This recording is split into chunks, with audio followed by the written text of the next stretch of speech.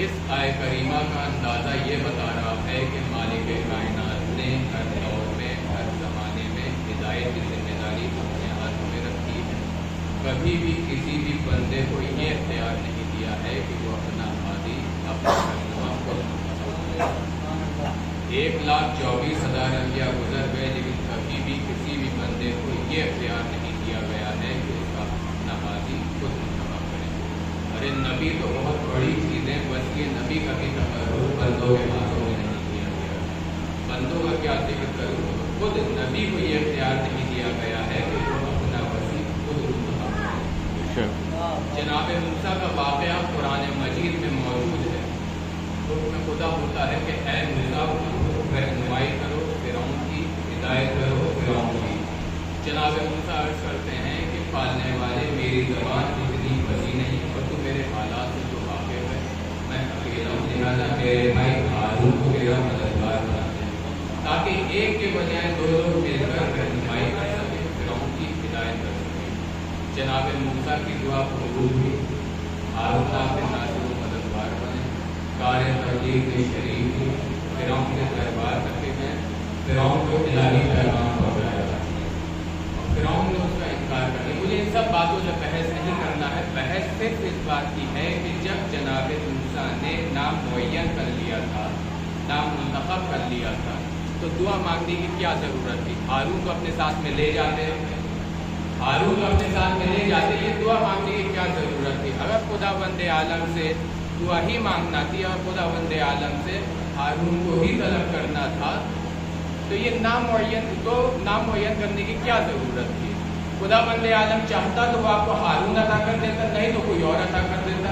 عجب انداز دعا ہے کہ ایک طرف نام بھی معین کرے لے رہے ہیں، دوسری طرف دعا بھی مانگ رہے ہیں. عجب نہیں جناب موسیٰ جواب دیں گے کہ میں رہتی دنیا تک ایک نذیر مقرر کرے دے رہا ہوں کہ مجھے اہل بیت کا تو علم ہے اور ایک ایسا علم ہے جس کا انکار خدا نے بھی نہیں کیا ہے. اس کے باوجود میں نے دعا مانگی ہے، تقرر نہیں کیا ہے. اب معلوم ہو جانا چاہیے تقرر خدا کے ہاتھوں میں ہوا کرتا ہے، بندوں کے ہاتھوں میں نہیں. یا یوں کہوں کہ جو کام نبی نہ کریں گے وہ امت کیا کرے گی؟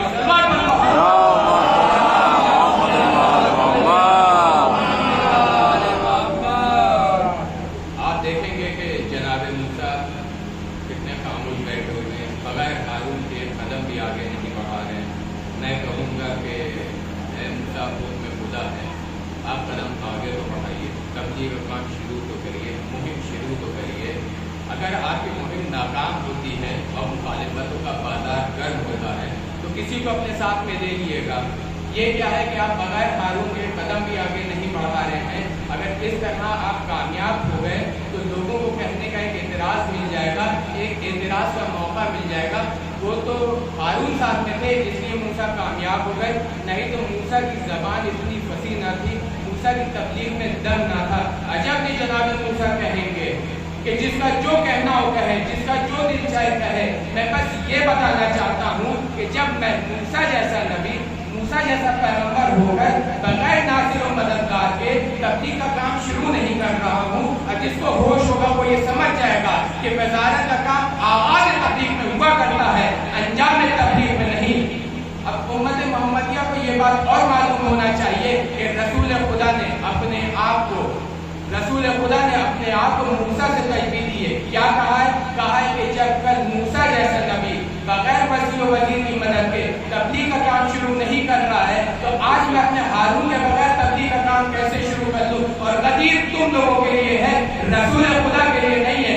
رسول خدا نے جو دعوت ذوالعشیرہ میں موسیٰ کی تعریف دہرا کر بتا دیا تھا کہ جب تک کہ ناصر و مددگار نہ مل جائے گا میں تبلیغ کا کام شروع نہ کروں گا. اور کائنات کا بھی، قدرت کا بھی یہی اشارہ تھا کہ اے محمد تو 40 سال تک روکے رہو، یہ گوارا ہے، لیکن بغیر ناصر و مددگار کے، بغیر وسیع و وزیر کے تبلیغ کا کام شروع کرو، یہ گوارا نہیں ہے. اب قدرت سے پوچھا جائے گا اے پالنے والے، کیا اس وقت کوئی ایسا نہیں تھا کہ جو رسول کا ساتھ دے سکے؟ کیا اس وقت کوئی ایسا نہیں تھا کہ جو رسول کے ساتھ میں دین کی ذمہ داری لے سکے، جبکہ اس وقت رسول کے کچھ ساتھ بھی ہوں گے، رسول کے کچھ ہمسر بھی رہے ہوں گے، رسول کے کچھ بزرگ بھی رہے ہوں گے، تو آواز قدرت آئی مجھے سل و سال درکار نہیں ہے، مجھے علم و کمال درکار ہے، جب تک کہ وہ نہ آ جائے جو رسول کے علم کا دروازہ ہو، وہ نہ آ جائے جو رسول کے علم و کمالات کا وارث ہو، اس وقت تک کہ رسالت کا کام شروع نہ ہوگا۔ یا لفظ بدل کر یوں کہوں، رسالت 40 سال تک رکی رہی کہ جب تک کہ علی ولی اللہ کا اہتمام نہ ہو جائے، تب تک کہ محمد رسول اللہ لا الہ الا اللہ محمد رسول اللہ کا اعلان نہ ہوگا۔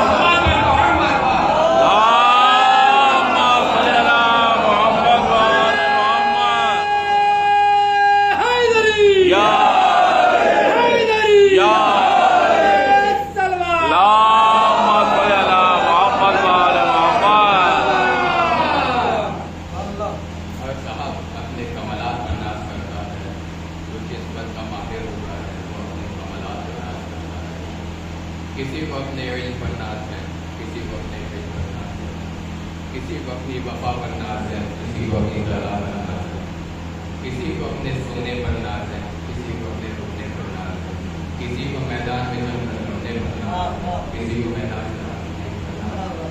جب ایک کمزور انسان اپنے کمالات پر ناز کرنے لگتا ہے تو جو علی کل شیء قدیر ہے وہ بھی کہتا ہے کہ میرے پاس ایک سلطان ہے جس کے اوپر توحید و ناز ہے۔ حد تو یہ ہے کہ اس سلطان کی ہر ادا کو خداوند عالم نے قرآن آیت بنا کر نازل کیا ہے۔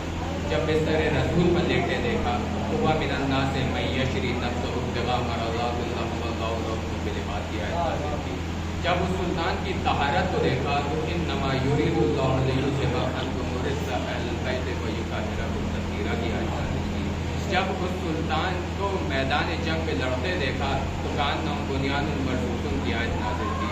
جب اس سلطان کے علم کو دیکھا تو ومن عنده علم الکتاب کی آیت نازل کی۔ جب اس سلطان کی سخاوت کو دیکھا تو انما ولیکم اللہ رسولہ والذین آمنوا الذین یقیمون الصلاۃ ویؤتون الزکاۃ والراکعون کی آیت نازل کی۔ جب اس سلطان کی ادا کو رسول خدا نے دیکھا تو چاہا کہ کاش یہ سلطان مجھے بھی مل جائے، اگر یہ سلطان مجھے مل جائے تو اس سلطان کی مدد سے میں جو 1,00,000 کئی ہزار انبیاء نہ کر سکے، اس سلطان کی مدد سے وہ کام میں کرا دوں گا اور دین کو تکمیل کی سند عطا کروا دوں گا، خدا سے کہلوا دوں گا کہ آج دین مکمل ہو گیا ہے۔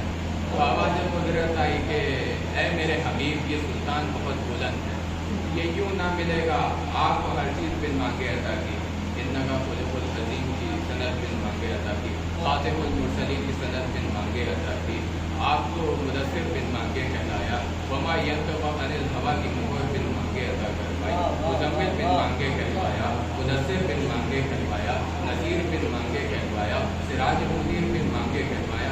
یہ سلطان بہت بلند ہے، یہ یوں نہ ملے گا، اس کے لیے آپ کو بارگاہ میں درخواست کرنی پڑے گی۔ رسول خدا کہتے ہیں اے پالنے والے، انداز درخواست و عطا کس طرح سے درخواست نہ کرنی پڑے گی۔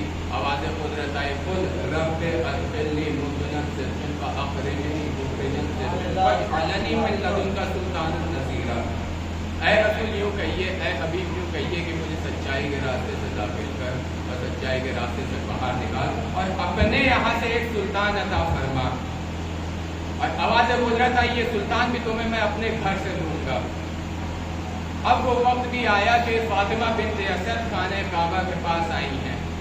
خانہ کعبہ کے پاس جب آتی ہیں تو خانہ کعبہ کی دیوار در کی طرح تبدیل ہو گئی۔ عزیزان محترم، خانہ کعبہ کی دیوار علی کی آمد کی وجہ سے در کی طرح کھل گئی۔ تو عزیزان محترم، جب ہم لوگ اپنے دل میں علی کی محبت رکھ کر جائیں گے تو دیوار جنت کے دروازے کیسے نہ کھل جائیں گے، کیونکہ یہ ہم نے نہیں کہا ہے، رسول خدا نے کہا ہے، بہار الانوار میں نقل ہے کہ جب کوئی مرد یا عورت مر جائے اگر اس کے دل میں علی کی محبت رائی کے دانے کے برابر بھی ہوگی تو خدا بندے عالم اس کو جنت میں داخل کرے گا۔ سلوات پڑھو۔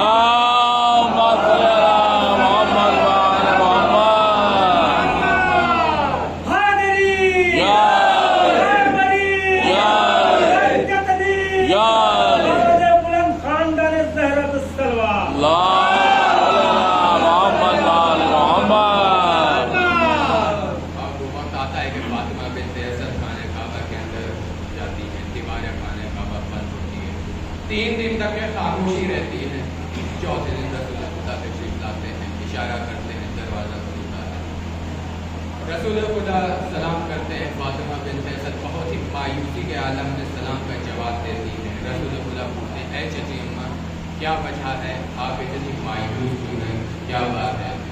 تو حضرت فاطمہ بنت اسد فرماتی ہیں کہ خدا بند عالم نے مجھے چاند سے زیادہ پیارا دکھا دیا تھا, لیکن مجھے لگتا ہے کہ زندہ نہ رہے گا. تو رسول خدا پوچھتے ہیں کہ ایسی کیا وجہ ہے, آپ کو ایسا کیوں لگتا ہے کہ یہ زندہ نہ رہے گا؟ تو فاطمہ بنت اسد فرماتی ہیں کہ جب بچے کی ولادت ہوتی ہے تو اسے زندہ رہنے کی 3 علامتیں ہوا کرتی ہیں. ایک یا تو ہوتا ہے, دوسرا یا تو آپ ہوتا ہے, یا تو لیکن میں 3 علامتوں میں سے اس بچے میں یہ کوئی ایک علامت نہیں پا رہی. تو رسول خدا کہتے ہیں کہ اے چچی اماں پریشان نہ ہوئیے, یہ زندہ بھی رہے گا اور اس کی ٹھوکروں سے لوگوں کو زندہ رہنے کی عطا ہوگا. پھر رسول خدا ارشاد فرماتے ہیں کہ اے چچی اماں ایک بات میں آپ کو بتا دیتا ہوں, 2 باتیں کو اس سے دریافت کی جائیں گی.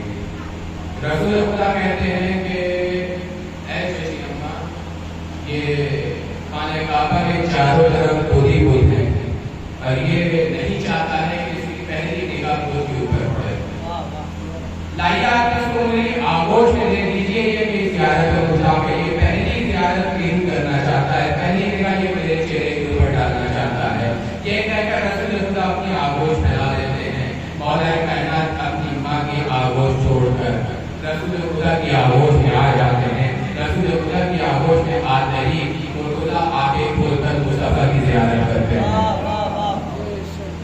پھر رسول خدا پوچھتے ہیں اے علی ماں بہت پریشان ہے, جب اس دنیا میں آئے اور تمہاری ولادت ہوئی ہے تو روئے تک نہیں. تو رسول مولا کائنات ارشاد فرماتے ہیں کہ یا رسول اللہ یہ 4 دیواری کا کمرہ ہے, چاروں طرف سے بند ہے, غار کے جیسا ماحول ہے. اگر میں اس کے اندر دو دیتا تو خدا بلا یہ نہ کہہ دیتا اللہ تحزن, یہ رونے کا مقام نہیں ہے, یہ ڈرنے کا مقام نہیں ہے, یہ امن و سکون کا مقام ہے. پھر دوسرا سوال مولا کائنات سے پوچھتے ہیں کہ اے علی ماں بہت پریشان ہے, جب تمہاری ولادت ہوئی ہے تم نے کوئی غذا نہیں دی ہے, نہ تم نے کوئی شیر دیا ہے. تو مولا کائنات کہتے ہیں یا رسول اللہ میں آپ کی نصرت کے لیے آیا تھا, آپ کی ناصر و مددگار بن کر آیا ہوں, آپ کی مدد کے لیے آیا ہوں. تو میں آپ سے ہی پہلی غذا لینا چاہتا ہوں. جیسے یہ سنتے ہیں تو رسول خدا اپنی آنکھوں سے مولا کائنات کے ذہن سے دے دیتے ہیں. مولا کائنات کہتے ہیں کہ یا رسول اللہ میں 3 دن کا بچہ ہوں, یہ سب غذا ہے, مجھے نرم غذا چاہیے. جیسے یہ رسول خدا سنتے ہیں اپنی آنکھوں سے نکال کر لسان اقدس یعنی اپنی زبان بہن اقدس مولا کائنات کے ذہن میں دے دیتے ہیں اور مولا کائنات رسول خدا کی زبان چوسنا شروع کر دیتے ہیں. تو عزیزان محترم علی کی پہلے دن کی غذا لعاب دہن رسول ہے یا چشمہ علم ہدایت رسول ہے جو سیدھا بسیدھا رسول سے علی کے دل میں منتقل ہوتی چلی جا رہی ہے. اب مولا کائنات کو رسول خدا بیت اللہ سے اللہ کے گھر سے لے کر باہر آتے ہیں. مولا کائنات رسول خدا کی زبان چوس چوس کر سیر ہو جاتے ہیں.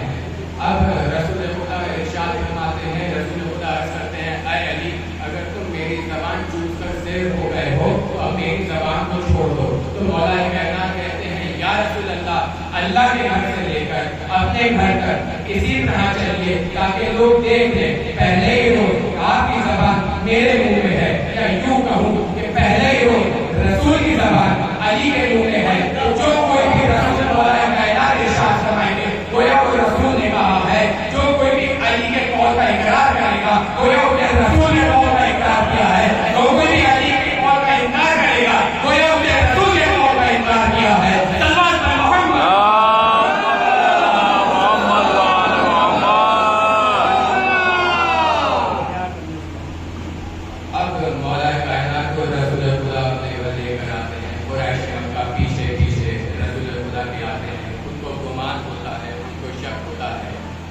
کہ علی کی ولادت خانہ کعبہ کے اندر ہوئی ہے, فاطمہ بنت اسد سے یہ جرأت ہوئی ہے, تو کوئی نہ کوئی عیب ہوگا ضرور علی میں, کوئی نہ تو کوئی بات ہوگی ایسی ضرور.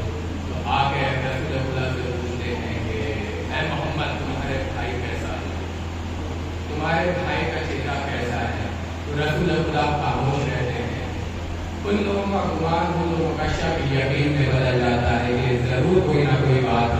کبھی علی کے بھائی نے بھی اپنے بھائی کی بات نہیں بتائی.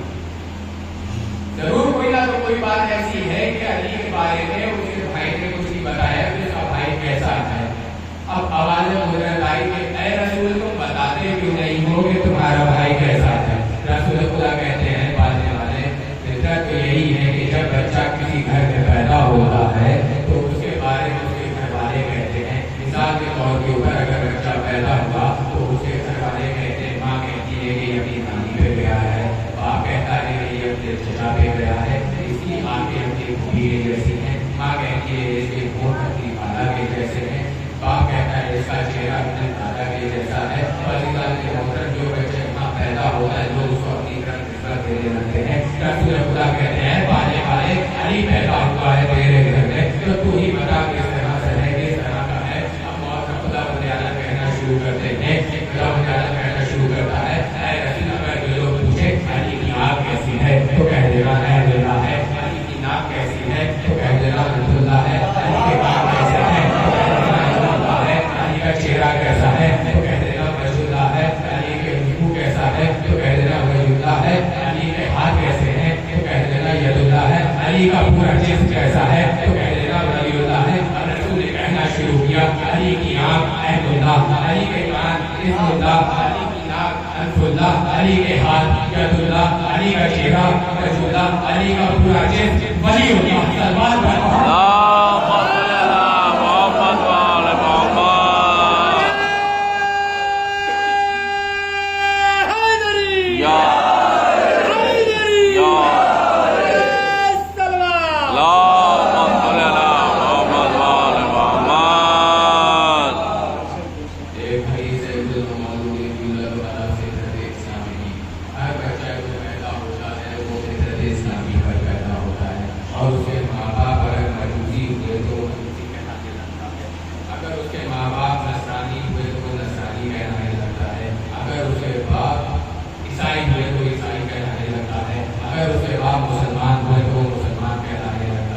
ہر بچہ جب بھی پیدا ہوتا ہے تو فطرت اسلامی پہ پیدا ہوتا ہے اور اس کو گھر والے اس کو اپنی نسبت میں لے لیتے ہیں. اگر بچہ ایران میں پیدا ہوا تو ایرانی اپنے رنگ ڈھال کر اس کو ایرانی بنا دیتے ہیں. اگر بچہ پنجاب میں پیدا ہوا تو پنجاب والے اپنے رنگ ڈھال کر اس کو پنجابی بنا دیتے ہیں. اگر بچہ ہندوستان میں پیدا ہوا تو ہندوستان اپنے رنگ میں ڈھال کر اس کو ہندوستانی بنا دیتے ہیں.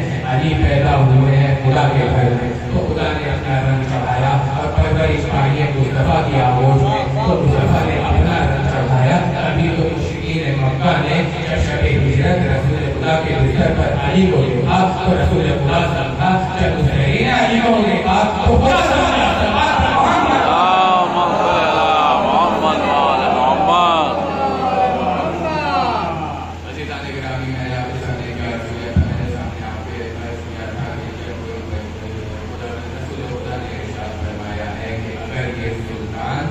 مجھے مل جائے تو اس سلطان کی مدد سے میں خدا بند عالم سے یہ کہوا دوں گا کہ دین بڑی دیر کامل ہو گیا ہے.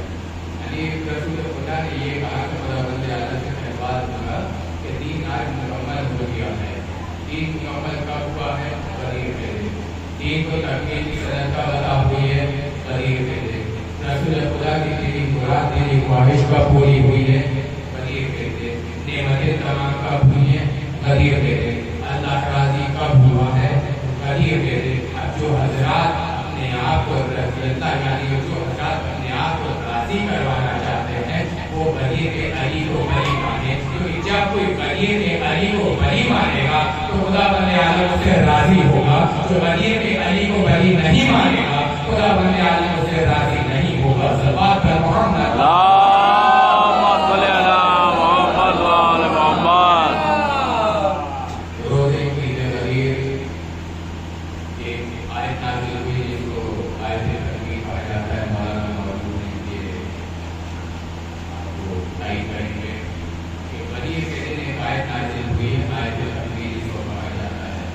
اس آیت میں ایک فکرہ ہے کہ جس کے اندر خدا بند عالم نے کہا ہے اليوم لیس الذی اليوم لیس الکفر من دین.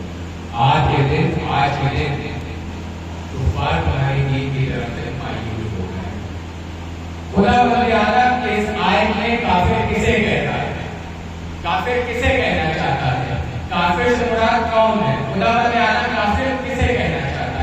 کافر وہ نہیں جسے دیوار پر لکھ دیا جائے، کافر وہ ہوتا ہے جسے قرآن لکھتے ہیں۔ دیوار کا لکھا ہوا کافر تو مٹ سکتا ہے، لیکن قرآن کا لکھا ہوا کافر کبھی نہیں مٹ سکتا ہے۔ میں آپ کے سامنے دو آیتیں پیش کروں گا جس کے اندر خداوند عالم نے لفظ کافر استعمال کیا ہے۔ پہلی آیت اس وقت کی ہے جب جنگ احد میں کچھ لوگ رسول خدا کو چھوڑ کر بھاگے تھے، تبھی آیت نازل ہوئی تھی، قل اطیعوا اللہ ورسولہ فإن تولوا فإن اللہ یحب الکافرین۔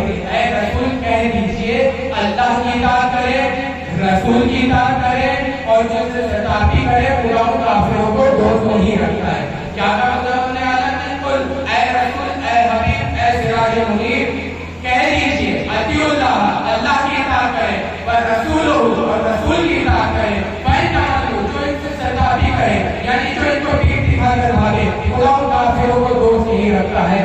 کون پیٹ دکھا کر بھاگا؟ کہاں بھاگا؟ جہاں بھی بھاگا خدا و کافروں کو دوست نہیں رکھتا ہے۔ اب دوسری جگہ میدان غدیر کا بندہ حاجی، حاجی کے بارے میں کوئی مسلمان یہ نہیں کہہ سکتا کہ یہ کافر ہے، وہ بھی ایسا مسلمان جو نماز بھی پڑھتا ہو، روزہ بھی رکھتا ہو، رسول کے ساتھ میں حج کر کے بھی آیا ہو، رسول کے ساتھ میں حج کر کے بھی آیا ہوا کیا کہ غریب دن جب رسول خدا نے اعلان کیا ہے علی کی ولایت کا، تو ایک شخص اس مجمع سے اٹھ کر آتا ہے جس کا نام ہوتا ہے حارث بن نعمان بن، وہ رسول خدا کے پاس آتا ہے اور آ کر کہتا ہے اے محمد تم نے ہم کو حکم دیا کہ اللہ ایک ہے، ہم نے اس بات کو مانا، پھر تم نے کہا کہ تم رسول ہو کے اس بات کو نہیں مانا، اس کے بعد پھر تم نے کہا کہ پانچوں وقت کی نماز پڑھنا واجب ہے، اس بات کو بھی مانا، پھر تم نے کہا حج واجب ہے، روزہ واجب ہے، زکات واجب ہے، اس چیز کو بھی مانا۔ اب یہ علی کی ولایت کیا ہے؟ یہ تمہاری طرف سے ہے یا خدا کی طرف سے ہے؟ تو رسول خدا کہتے ہیں باخدا یہ خدا کی طرف سے ہے، میں اس وقت تک یہ کلام نہیں کرتا جب تک کہ رحمان کا فرمان نہ آ جائے۔ اب وہ یہ کہتا ہوا پلٹتا ہے اے پانے والے، اگر محمد سچا ہے، اگر محمد سچ کہہ رہا ہے کہ یہ خدا کی طرف سے ہے تو میرے اوپر ایک دردناک عذاب نازل کر۔ یہ کہتا ہی ہے کہ اس کے اوپر ایک پتھر گرتا ہے جس سے وہ ہلاک ہو جاتا ہے، تب یہ ایک آیت نازل ہوتی ہے سأل سائل بعذاب واقع للکافرین، سائل نے وہ عذاب طلب کیا کہ جو کافروں کے لیے ہوتا ہے۔ میں یہاں پر ایک سوال پوچھنا چاہتا ہوں، کیا کوئی مسلمان کسی مسلمان کے بارے میں یہ کہہ سکتا ہے کہ یہ کافر ہے؟ اور وہ بھی ایسا مسلمان کہ جو نماز بھی پڑھتا ہو، روزہ بھی رکھتا ہو، اللہ کو بھی مانتا ہو، رسول کو بھی مانتا ہو، حج بھی کر کے آیا، لیکن یہ آیت کیا بتا رہی ہے؟ سأل سائل بعذاب واقع للکافرین، سائل نے وہ عذاب طلب کیا کہ جو کافروں کے لیے ہوتا ہے۔ میں ہاتھ جوڑنا پوچھنا چاہتا ہوں پالنے والے، بندہ نمازی تھا پھر بھی کافر، روزے دار تھا پھر بھی کافر، حاجی تھا پھر بھی کافر، نماز بھی پڑھتا تھا پھر بھی کافر۔ اللہ سے اس کو کہتا ہے کافر ہوتا وہی ہے جو مجھ کے ولایت علی ہے، کافر ہوتا وہی ہے جو مجھ کے ولایت علی ہو۔ علی کی ولایت کے مجھے کو نمازیں کوئی فائدہ نہیں ہو سکتا، علی کی ولایت کے مجھے کو روزے کوئی فائدہ نہیں ہو سکتے، علی کی ولایت کے مجھے کو حج کوئی فائدہ نہیں ہو سکتا، علی کی ولایت کے مجھے کو نمازیں کوئی فائدہ نہیں ہو سکتی۔ آپ کسی شخص سے مسلمان دکھائیے، اللہ شخص بڑا مومن ہے، دلیل کیا؟ نماز پڑھتا ہے، بہت نمازی ہے، پر میں نماز کو دلیل ایمان نہیں مانتا۔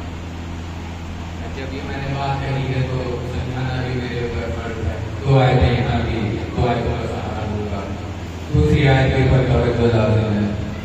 پہلی آیت یا ایھا الذین آمنوا اقیموا الصلاۃ، اے ایمان والو نماز قائم کرو۔ بہت سادہ ترجمہ ہے، بہت آسان ترجمہ ہے کہ اے ایمان والو نماز قائم کرو، اے ایمان والو روزہ رکھو، اے ایمان والو حج پہ جاؤ۔ پتہ چلا اگر ایمان ہے تو نماز پڑھنا چاہیے، اگر ایمان ہے تو روزہ رکھنا چاہیے، اگر ایمان ہے تو حج پہ جانا چاہیے۔ دوسری آیت کیا ہے؟ یا ایھا الذین آمنوا لا تقربوا الصلاۃ وانتم سکارى، اے وہ لوگ جو ایمان لائے نماز کے قریب مت جانا جب تم نشے کی حالت ہو۔ تین فکریں ہیں کیا؟ اے وہ لوگ جو ایمان لائے، اے نماز کے قریب مت جانا جب تم نشے کی حالت ہو۔ خداوند عالم ایک طرف ایمان والا بھی کہہ رہا ہے، دوسری طرف نماز سے بھی ہو رہا ہے جب تم نشے کی حالت ہو۔ خداوند عالم یہ بھی کہہ سکتا تھا تم بے ایمان ہو، تم نشے ہو، نماز سے قریب ہونا دے جانا، لیکن خداوند عالم نے کیا کہا؟ اے ایمان والو، نماز سے قریب ہونا دے جانا ہے، تم نشے بھی کرو۔ یہ آخری ایمان ہے کیا؟ جو نہ نماز پڑھنے سے آتا ہے نہ نشے سے جاتا ہے، مجسم ایمان ہے ذات علی، کیونکہ جب چلتے ہو کہ میرا مولا اس شان سے پیدل چلا ہے تو دیکھنے والوں میں اضطراب پیدا ہوا، آپ کہتے ہیں یا رسول اللہ آج علی کی شان سے چل رہے ہیں، تو رسول خدا نے ارشاد فرمایا یہ علی نہیں جا رہے ہیں بلکہ کل ایمان کل کفر کے مقابلے۔ رسول خدا نے کیا ارشاد فرمایا؟ کل ایمان کل کفر کے مقابلے میں جا رہا ہے۔ اب پھر اسی نے مجھ سے کہا کہ کل کفر ہے کون؟ تو میں نے کہا شیطان۔ لیکن خداوند عالم تو کہتا ہے کانا من الکافرین، وہ تو کافروں میں سے ایک کافر ہے۔ ہاں جو آدم کے مقابلے میں آئے وہ صرف کافر ہے، جو علی کے مقابلے میں آئے وہ کل کفر کہلاتا ہے۔ صلوات محمد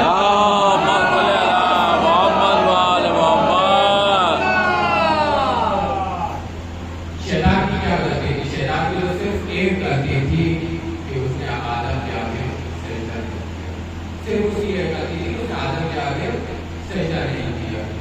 خداوند عالم کا غفور الرحیم ہے، وہ چاہتا تو اسے معاف کر دیتا۔ اگر شیطان کہہ دیتا کہ پانے والے میری پہلی ایک ہی غلطی ہے مجھے معاف کر دے، تو خداوند عالم نے کہا کہ اگر میں نے اس کو معاف کر دیا تو آنے والے دور میں کچھ لوگ آئیں گے جو کہیں گے پانے والے مجھے شیطان کو معاف کر دیا، میری بھی پہلی غلطی ہے مجھے بھی معاف کر دے۔ لیکن خداوند عالم نے کہا کہ میں ایک قانون ایسا بناؤں گا کہ جب میں صفی اللہ کی نقطے کی عبادت قبول نہیں کرتا تو علی ولی اللہ کی نقطے کی عبادت کیسے قبول کر دوں؟ صلوات محمد۔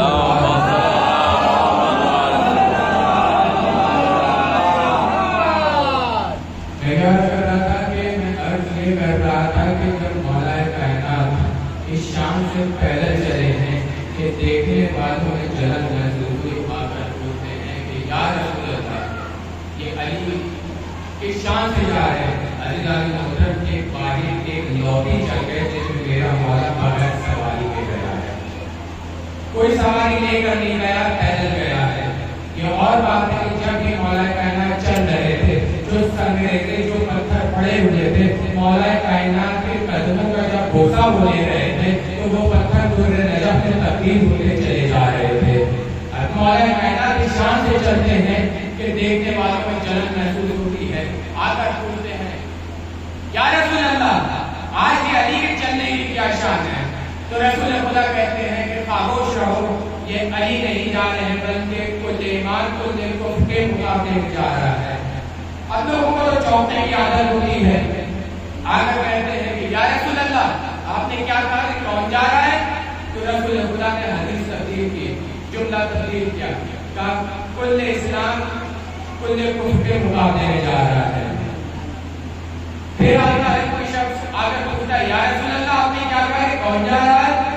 تو رسول خدا نے پھر حدیث تبدیل کی، پھر جملہ تبدیل کیا، کہا کل دین کل شرک کے مقابلے میں جا رہا ہے۔ رسول خدا نے کیا فرمایا؟ کل اسلام کل دین کل ایمان، ایک ہے علی اور ہے کیا؟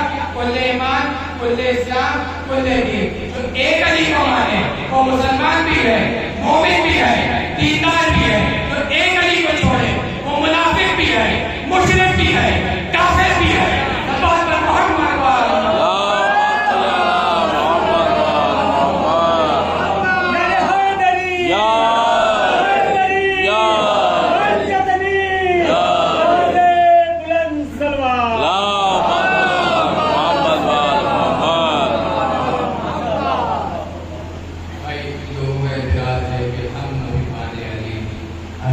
علی علی علی علی علی علی کرتے رہتے ہیں، جب دیکھو تب علی علی علی علی کرتے رہتے ہیں، اٹھتے بیٹھتے جاگتے سوتے صرف علی ہی کا نام لیا کرتے ہیں۔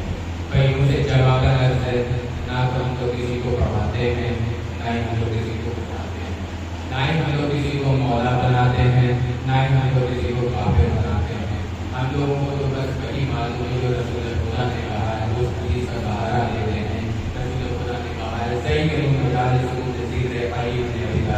اپنی مجالس کو اپنی محفل کو زینت دو علی کے ذکر سے۔ ذکر میرا ذکر اللہ کا ذکر ہے اور اللہ کا ذکر عبادت ہے. ہم نے ایک ذکر کیا علی کا، ساتھ ساتھ میں دو ذکر اور ہو گئے، جس سے رسول کا بھی ذکر ہو گیا اور خدا کا بھی ذکر ہو گیا. رسول خدا نے کیا ارشاد فرمایا؟ رسول خدا نے ارشاد فرمایا ہے کہ اپنی مجالس کو، اپنی محفل کو زینت دو علی کے ذکر سے. تو جو رسول خدا نے ارشاد فرمایا ہے تو کیا رسول خدا بھی ایسے ہی کرتے ہوں گے؟ آج جب آپ تاریخ کی برادری کیے گا، تاریخ کے صفحات کو پڑھیے گا تو اس میں آپ کو ملے گا دو آپ ذہن لگایا علی کو، آغوش میں لیا علی کو، بستر پر لٹایا علی کو، اسد اللہ کہا علی کو، بابلیل کہا علی کو، ید اللہ کہا علی کو، بابلیل کہا علی کو، تاج کہا علی کو، ثابت القدر کہا علی کو، جرار کہا علی کو، حیدر کرار کہا علی کو، خیر البشر کہا علی کو، صراط مستقیم کہا علی کو، سلمان کا مولا کہا علی کو، شجاعت کا مالک کہا علی کو، طیب الطاہر کہا علی کو، ظلم مٹانے والا کہا علی کو، قرآن ناطق کہا علی کو، کتاب اللہ کا حافظ کہا علی کو، غالب الغالب کہا علی کو، ید اللہ کہا علی کو، وجہ کہا علی کو، نصار اللہ کہا علی کو. تمام محبان علی نے، تمام محبان علی نے رسول سے سبق حاصل کیا ہے جو ہر وقت علی علی علی علی علی علی کیا کرتے ہیں، کیونکہ رسول خدا نے خود ارشاد فرمایا ہے کہ میرے بھائی علی کو خدا بند عالم نے اس قدر فضیلتیں عطا کی ہیں کہ ان کا شمار کرنا بھی ناممکن ہے. جو کوئی بھی علی کی فضیلتوں میں سے کسی ایک فضیلت کو دیکھے گا اس کے آنکھ کے گناہ معاف ہو جائیں گے. جو کوئی بھی علی کی فضیلتوں میں سے کسی ایک فضیلت کو سنے گا اس کے کان کے گناہ معاف ہو جائیں گے. جو کوئی بھی علی کی فضیلتوں میں سے کسی ایک فضیلت کا ذکر کرے گا اس کے زبان کے گناہ معاف ہو جائیں گے. تو اس کا مطلب یہ ہوا جس کو بھی اپنے گناہوں کو بخشوانا ہے اس کو علی کی محبت کا سہارا لینا ہے. علی مولا، علی مولا، خلق مولا زمین بولی، علی مولا، علی مولا، خلق مولا زمین بولی، علی مولا، علی مولا، ستارہ ٹوٹ کر مولا، علی مولا، علی مولا، ہر ایک میزان پر تولا، علی مولا، علی مولا، سبا کے ساتھ دل بولا، علی مولا، علی مولا، حیدری یا حیدری پنجتنی یا آواز بلند خاندان زہرا پہ سلوات. اللہم صلی علی محمد و آل محمد. واہ واہ. علی کی فضیلت کی بات آئی ہے، علی کی گناہوں کو بات آئی ہے کہ علی سے محبت ہو کے گناہوں کو چھپایا جائے گا. اسی کے متعلق صاحب اسرار الشہادہ نے اپنی کتاب اسرار الشہادہ میں روایت نقل کی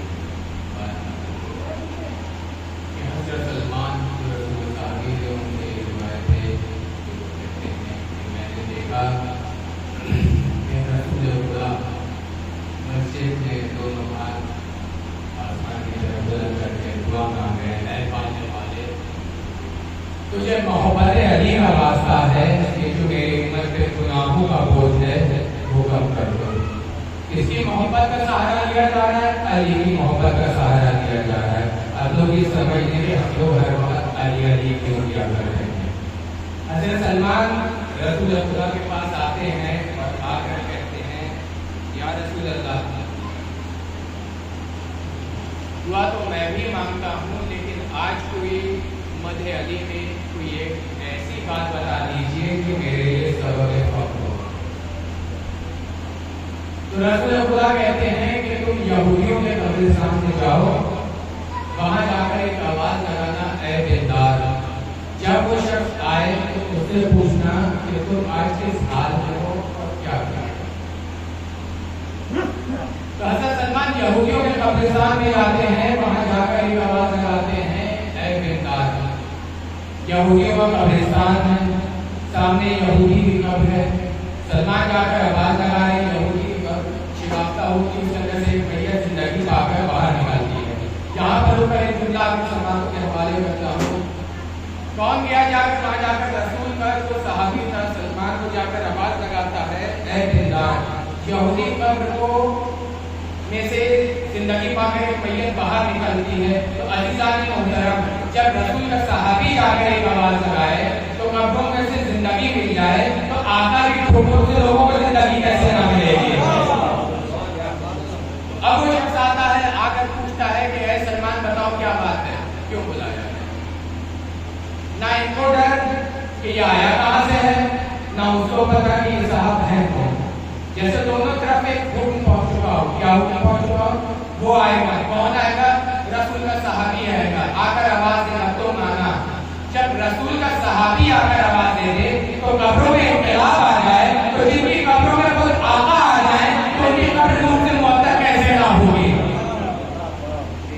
اب وہ شخص آتا ہے، سلمان سے پوچھتا ہے کہ بتاؤ کیا بات ہے، مجھے کیوں بلایا ہے؟ تو سلمان کہتے ہیں کہ یہ بتاؤ آج تم کس حال میں اور کہاں ہو؟ تو وہ کہتا ہے کہ آج میں بہت راحت میں ہوں، آج جب میں مر گیا تو جب ادھر لے جایا جا رہا تھا جدھر آگ کے شعلے تھے، اتنے میں دیکھتا ہوں کہ ایک نور آتا ہے جو میرے چاروں طرف پھیل جاتا ہے، خیمے کے جیسا ماحول بن جاتا ہے، آج میں راحت میں ہوں۔ تو حضرت سلمان پوچھتے ہیں کہ کیا وجہ ہے، کیوں راحت میں ہو؟ تو وہ کہتا ہے کہ مجھے کسی شخص نے بتایا تھا کہ تم اس شخص کے دل میں محبت رکھو تو تم کو راحت ملے گی۔ تو حضرت سلمان پوچھتے ہیں کون ہے وہ شخص، کس شخص کی تمہارے دل میں محبت تھی؟ تو وہ کہتا ہے میرے دل میں صرف ایک علی کی محبت تھی، جس کی وجہ سے آج میں راحت میں ہوں۔ حضرت سلمان واپس آتے ہیں اور آ کر رسول خدا کو پورا واقعہ جو بیان کرتے ہیں جو پیش آیا ہوتا ہے۔ تو رسول خدا کہتے ہیں اے سلمان تم جو مدح علی میں اضافہ چاہتے تھے یہ واقعہ تمہارے لیے اس کی پیش کیا گیا ہے، اب جاؤ جا کر سب سے یہ پورا واقعہ پیش کر دینا، پورا واقعہ سب کو یہ بتا دینا اور سب کو یہ بتا دینا، چاہے مجوسی مذہب کا ہو، چاہے نصرانی مذہب کا ہو، چاہے عیسائی مذہب کا ہو، چاہے کسی مذہب کا ہو، سب سے یہ کہہ دینا خدا بندہ عالم اپنے عبد میں ایمان کو اس وقت تک قبول نہیں کرتا ہے جب تک کہ اس کے ولایت علی نہ ہو اور ان کے دشمنوں سے بیزاری نہ ہو۔ سلمان کا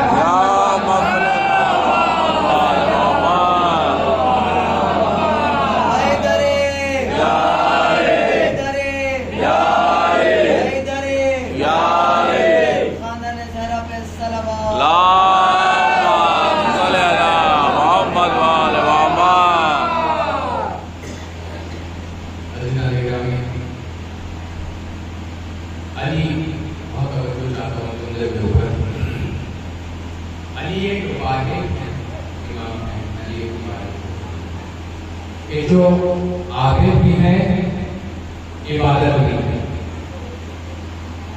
نماز کی حالت میں ہے تو عابد ہے، کوئی ان کا ذکر کرے تو عبادت ہے، حج کی حالت میں ہے تو عابد ہے، کوئی ان کا چہرہ دیکھے تو عبادت ہے، روزے کی حالت میں ہے تو عابد ہے، کوئی ان کا ذکر کرے ان سے محبت کرے تو عبادت ہے، بازار موت میں مسکرانے والے، مسجد کے محراب میں رونے والے، امیر المومنین علی بن ابی طالب کے جیسا بشر کوئی نہیں ہے۔ علی کے بارے میں ارشاد ہوتا ہے کہ علی کے چہرے کی طرف دیکھنا عبادت ہے، علی کے چہرے کی طرف دیکھنا عبادت ہے، تین چیزوں کی طرف دیکھنا عبادت ہے، ایک خانہ کعبہ کی طرف دیکھنا عبادت ہے، ایک قرآن کی طرف دیکھنا عبادت ہے، ایک علی کے چہرے کی طرف دیکھنا عبادت ہے۔ تو ان تین چیزوں کے اوپر خدا کا نور برسا ہے، کعبے پہ نور برسا بیت اللہ کہلایا، قرآن پہ نور برسا کتاب اللہ کہلایا، علی کے چہرے پہ نور برسا تو بیت اللہ کہلایا ہے۔ علی کے بارے میں ارشاد ہوتا ہے کہ علی کے چہرے کی طرف دیکھنا عبادت ہے۔ عبادت کہاں ہے؟ ثواب نہیں کہا ہے، ثواب اور شے ہے، عبادت اور شے ہے۔ کسی بھوکے کو کھانا کھلانا ثواب ہے، کسی پیاسے کو پانی پلانا ثواب ہے، کسی یتیم کی پرورش کرنا ثواب ہے، کسی بیوہ کی خبرگیری کرنا ثواب ہے، راستے میں اگر کانٹا پڑا ہوا ہے اس کو ہٹا دینا ثواب ہے۔ लेकिन अली के चेहरे की तरफ देखना इबादत है। इस आबिद की इबादत का क्या कहना कि जिसके बच्चे ज़ैनुल आबिदीन हो, इस आबिद की सजदों का क्या कहना कि जिसके बच्चे सैयदुल साजिदीन हो। अली के बारे में इरशाद हुआ है कि अली के चेहरे की तरफ देखना इबादत है। अब खाने काबा कुरान और अली के दरमियान में आपके बीच में एक फर्क बयान करता हूँ कि जो रसूल की ज़ौजा थी वो अपने वालिद के पास आती हैं और आकर कहती हैं कि ऐ अब्बाजान, मैंने अक्सर देखा है कि अगर आप कोई काम कर रहे होते हैं या किसी से गुफ्तगू कर रहे होते हैं या कुछ भी कर रहे होते हैं और अगर अली सामने से गुजर जाए तो आप वो सारा काम छोड़कर अली के चेहरे की तरफ देखने लगते हैं। यहाँ तक कि अगर आप हमसे भी बात कर रहे होते हैं, हमसे भी महफिल गुफ्तगू होते हैं, हमसे भी कलाम कर रहे होते हैं, अगर अली सामने से चले जाएं, अली सामने होते हैं, अली सामने से गुजर जाएं तो आप मुझसे कलाम छोड़ देते हैं, अली के चेहरे की तरफ देखने लगते हैं। आखिर वजह क्या है? आखिर माजरा क्या है? क्या वजह है? तो वो कहते हैं, ऐ बेटी, क्या तुमने रसूल खुदा से ये नहीं सुना है कि रसूल खुदा ने कहा है कि अली के चेहरे की तरफ देखना इबादत है। अब वो रसूल खुदा के पास आती है और आकर कहती है, या रसूल अल्लाह, आपने क्या ऐसा कहा है कि अली के चेहरे की तरफ देखना इबादत है? तो रसूल खुदा कहते हैं, बेशक मैंने यही कहा है कि अली के चेहरे की तरफ देखना इबादत है। अब वो एतराज करती है, वो कहती है कि या रसूल अल्लाह, कोई ना तो कोई दिन ऐसा आएगा कि जिससे किसी एक को मौत आनी है, क्योंकि कोई लोग रसूल जायक़ातुल मौत, हर शख्स को मौत का जायका चखना है। एक ना एक दिन ऐसा भी आएगा कि अली के चेहरे के ऊपर नूर की चादर डाल दी जाएगी और लोग इस इबादत से महरूम हो जाएंगे। तो रसूल खुदा ने फरमाया, जिक्र अली इबादत, अली का जिक्र भी इबादत है। तो फिर उन्होंने एतराज किया, या रसूल अल्लाह, अगर कोई एक ऐसा मौका आया, कोई एक ऐसा जमाना आएगा कि अली के जिक्र के ऊपर पाबंदी लगा दी जाएगी तो लोग इस इबादत से भी महरूम हो जाएंगे। तो रसूल खुदा ने इरशाद फरमाया, हुब्बु अली इबादत, अली से मोहब्बत करना इबादत है। रसूल खुदा ने क्या इरशाद फरमाया? अली का चेहरा देखना इबादत है, अली का जिक्र करना इबादत है, अली से मोहब्बत करना इबादत। तो नतीजा क्या निकला? कुरान की तरफ देखना इबादत, काबे की तरफ देखना इबादत, अली से मोहब्बत करना इबादत। जब तक निगाह कुरान भी रहेगी, इबादत होती रहेगी, निगाह हटी, इबादत खत्म। जब तक निगाह काबे में रहेगी, इबादत होती रहेगी, निगाह हटी, इबादत खत्म। लेकिन अली की मोहब्बत एक ऐसी इबादत है कि अगर अली की मोहब्बत दिल में रखकर चलते रहे, इबादत होती रहेगी। अली की मोहब्बत दिल में रखकर बैठ जाए, इबादत होती रहेगी। अली की मोहब्बत दिल में रखकर काम करते रहे, इबादत होती रहेगी। अली की मोहब्बत दिल में रखकर सो जाए, इबादत होती रहेगी। अली की मोहब्बत दिल में रखकर मर जाए, तब कयामत काबे में पड़े रहे, इबादत होती रहेगी। ये कमाल कुरान में नहीं है, ये कमाल काबे में नहीं है, ये कमाल सिर्फ और सिर्फ अली में है। एक रूप और निकालता हूँ, आज अगर खाने काबा को देखकर इबादत करना मतलूब है तो ये इबादत मुफ्त में ना होगी, ये इबादत मुफ्त में ना होगी। इस इबादत में वक्त की भी जरूरत है और दौलत की भी जरूरत है। आज अगर आप हज करने जाएं तो कितने पैसे खर्च होते हैं? अगर आप हज करने जाएं, उम्रा करने जाएं तो कितने पैसे खर्च होते हैं? जाएंगे, आप देखेंगे, इबादत होती रहेगी, साथ साथ वक्त भी सर्फ होता रहेगा। इसी तरह कलाम पाक है, उसमें भी वक्त की जरूरत है। कलाम पाक उठाए, खोले, देखे, देखते रहे, जब तक देखते रहेंगे, इबादत होती रहेगी। निगाह हटी, इबादत खत्म। तो पता चला कि अगर खाने काबा को देखकर इबादत करना है तो उसमें वक्त की जरूरत है, दौलत की भी जरूरत है। इसी तरह कलाम पाक है, उसमें भी वक्त की जरूरत है। लेकिन अली की मोहब्बत एक ऐसी इबादत है जिसमें ना वक्त की भी जरूरत है, ना दौलत की जरूरत है, सिर्फ अपने माँ की क़यादत की जरूरत है। अल्लाहुम्मा सल्ली अला मुहम्मद व अला मुहम्मद। सिर्फ और सिर्फ माँ की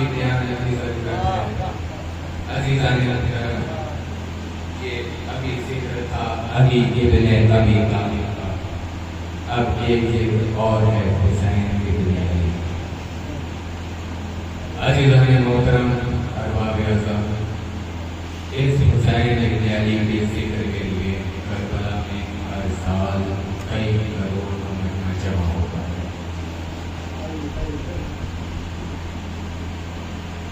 ہر سال کئی کروڑ کا مجمع جمع ہوتا ہے تو حسین ابن علی کے ذکر کے لیے۔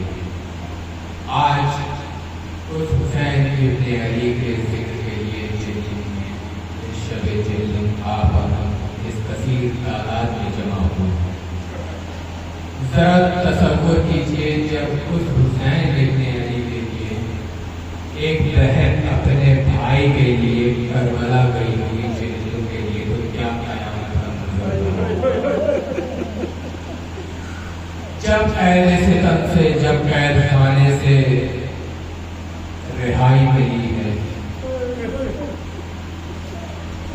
سید سجاد کو جب بلایا گیا ہے تو زینب کا دل گھبرا گیا۔ کیوں گھبرا گیا؟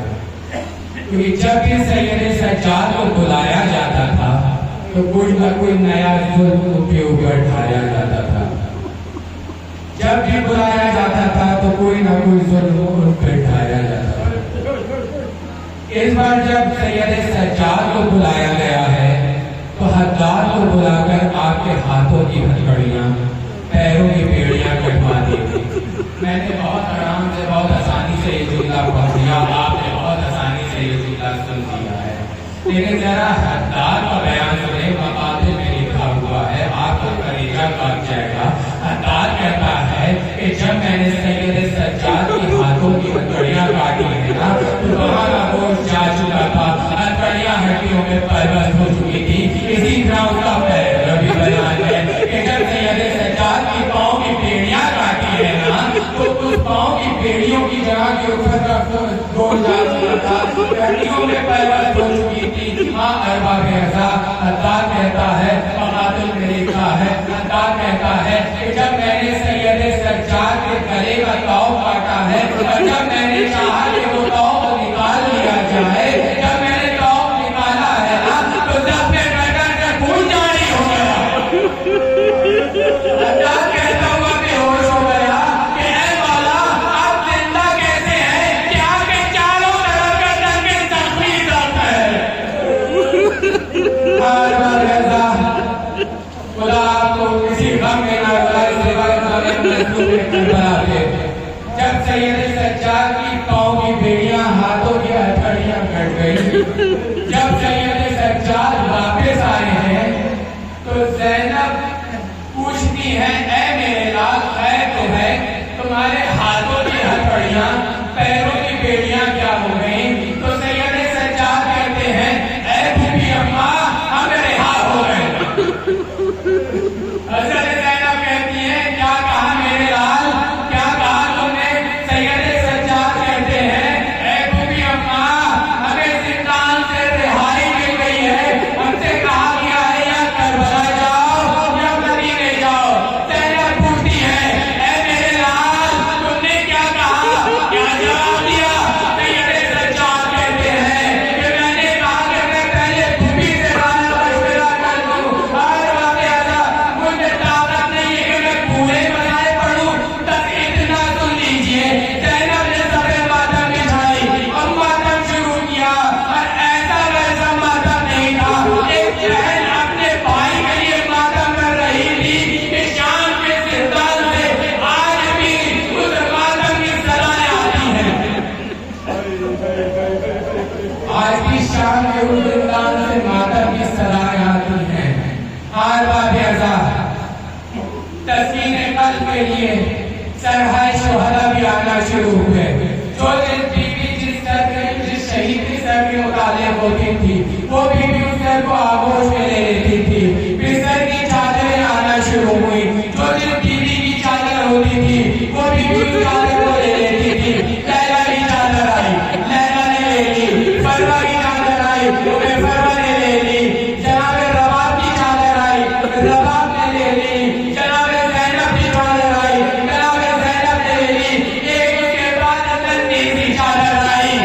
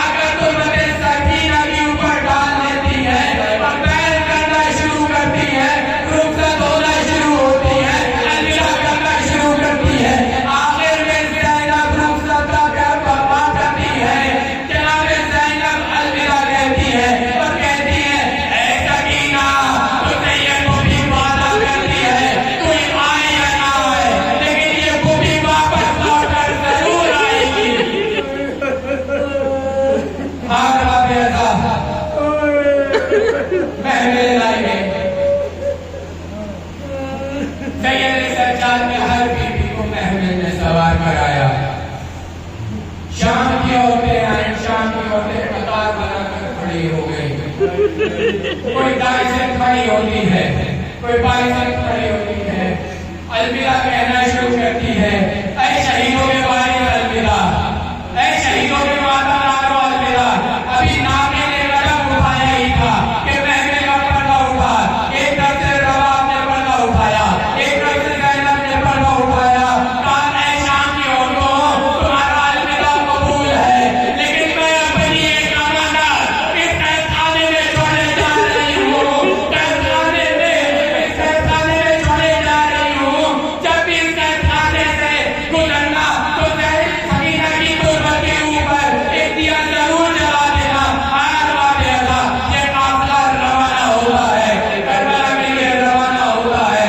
وہاں حسین کی تربت سے لیتے ہوئے جابر بن عبداللہ الانصاری, زیارت جناب جابر بن عبداللہ الانصاری بیان کر رہے ہوتے ہیں. اتنے میں قبر حسین کو زلزلہ آتا ہے, آواز آتی ہے, اے جابر میری قبر سے دور چلے جاؤ, میری بہن میرا چہل منانے کربلا آ رہی ہے. اے جابر میری قبر سے دور چلے جاؤ, میری بہن چہل منانے کربلا آ رہی ہے. اب قافلہ کربلا آتا ہے, ہر بیوی اپنے آپ کو نامے سے گرا لیتی ہے. قبریں بن چکی ہوتی ہیں, ہر بیوی سید سجاد کے پاس آتی ہے, آ کر پوچھتی ہے, اے سید سجاد بتاؤ اکبر کی قبر کہاں ہے. اے میرے لال سجاد بتاؤ اصغر کی قبر کہاں ہے.